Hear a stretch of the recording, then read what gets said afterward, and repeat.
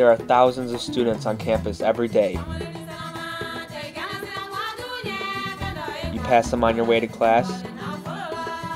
You sit at the table next to them for lunch. They are in your lecture halls. They hold the door open for you. But do you give them more than a passing glance? Do you ever wonder who they are, what their story is?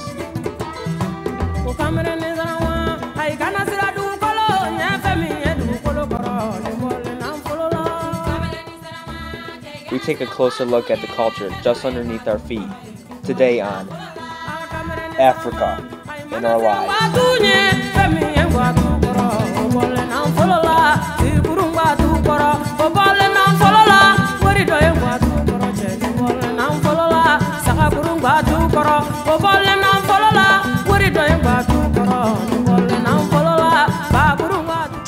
For children. Animals. Like starving people. Babies. I don't want to say. AIDS. No, I can't do that. Hunger. Are you recording right now? Giraffes. Black people. My friend from Kenya. Black. Zoo.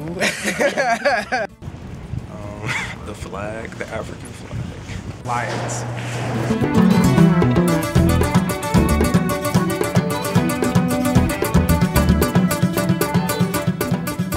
I'm Shelby Woodby. It is my final year here at Grand Valley, and I'm an anthropology major, specifically like cultural and linguistic.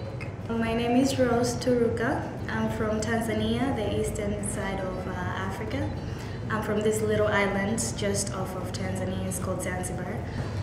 Well, my family is from Uganda, so that's about east of Africa, but they moved there before I was born. Moved down to South Africa before I was born. So I'm South African nationality-wise, but I have my origins are Uganda.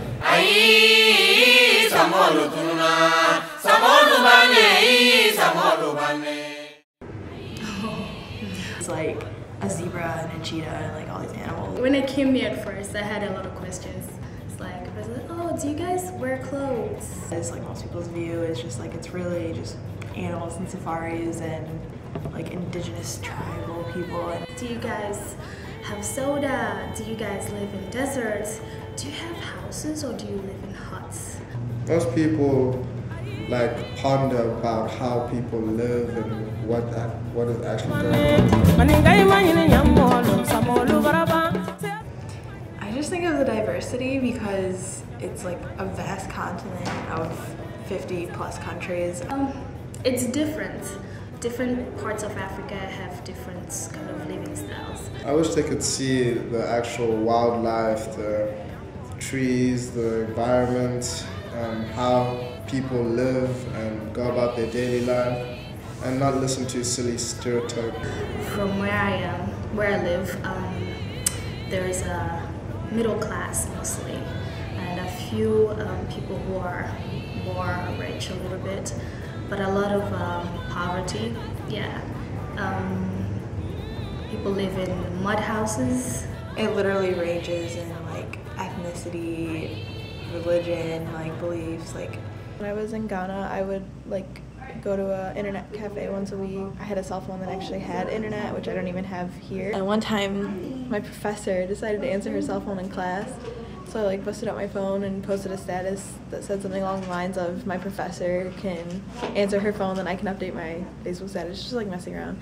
And one of my friends from back here commented like, they have cell phones in Africa? I just wish people knew about like the fact that it is pretty industrialized in a lot of places. They haven't had the knowledge about Africa. Most of them, maybe they're not educated. I think it's not on purpose at all. I think it's just lack of education, so to speak, about Africa.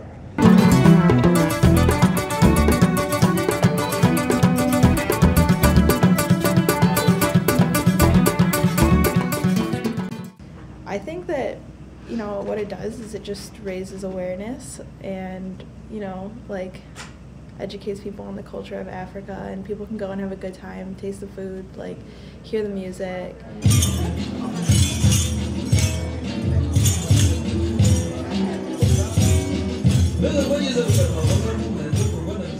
Everybody's bringing friends, everybody's bringing people from different places. So through that, when people come together and they see everybody, oh, they're into their traditional clothes, their food, their dances, I feel like it would be a great eye-opener, mind-opener to other people who don't know the culture, that, oh, so this is what they actually do. This is how they actually dress.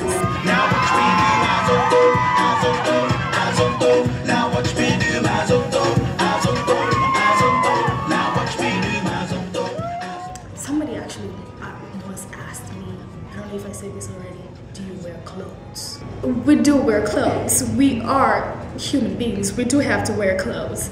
So like, it's just that they don't know about it. So through the dinner and dance, I hope like we can educate them more about Africa. And maybe through that, it might make them more interested in it.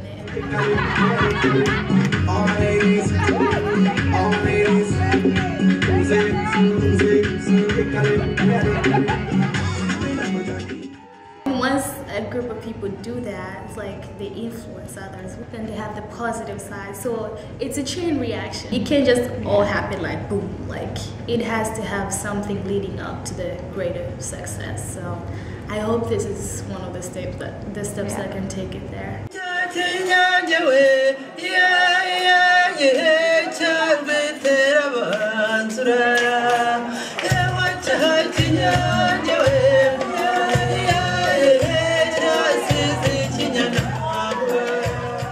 you can't categorize Africa as one whole thing. Yes, there are some common features that we all share, but even then, we still have different ways of doing stuff and talking about our lives. As long as you're open-minded and understanding of the like cultural differences, and you're respectful of the people there, and just realize that it's not like a worse situation, it's just different.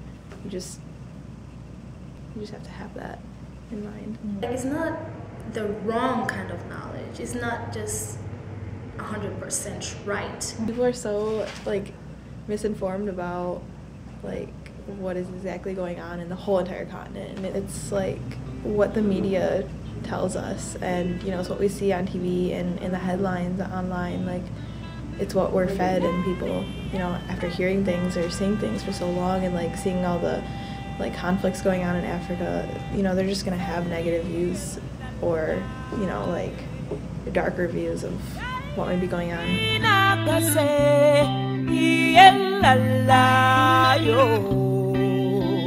Alewa Nambulu manzire wanye Nasire wani kaka siwasayo Alewa